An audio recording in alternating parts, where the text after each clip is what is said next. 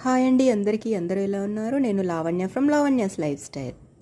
ఇది సమ్మర్ కాబట్టి మామిడికాయలు, మామిడి పండ్లు విరివిగా దొరుకుతున్నాయి కదా. సో ఏ సీజన్కి సంబంధించి రెసిపీస్ ఆ సీజన్లో చేసుకొని ఎంజాయ్ చేస్తే గనక వాటి రుచి అమోఘం అండి. సో ఇవాళ నేను రసగాయ రెసిపీ చూపించాలనుకుంటున్నానండి. ముందుగా అయితే వీటి కోసం ఒక 2 మామిడికాయలు పెద్దవండి, కొంచెం పెద్దగా ఉన్నాయి, పెద్ద పెద్ద ముక్కలుగా కట్ చేసేసుకొని దాని టెంకలు కూడా ఉంచేసానండి.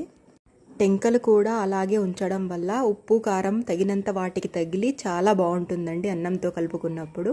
అలాగే ఒక పెద్ద ఆనియన్, దీన్ని కూడా కొంచెం పెద్దగానే ముక్కలుగా కట్ చేసేసి పెట్టుకున్నానండి. ఇంకా ప్రాసెస్లోకి వస్తే కనుక ఒక గిన్నెలోకి 2-3 టేబుల్ స్పూన్స్ ఆయిల్ వేసేసుకొని ఆవాలు, జీలకర్ర, కరివేపాకు వేసేసి కొంచెం ఇంగువ, పసుపు కూడా వేసేసి ఇందాక కట్ చేసి పెట్టుకున్న ఉల్లిపాయ ముక్కలు, మామిడికాయ ముక్కలు కూడా ఒకేసారి వేసేసుకోవాలి. ఒకసారి కలుపుకొని మూత పెట్టుకోవాలండి.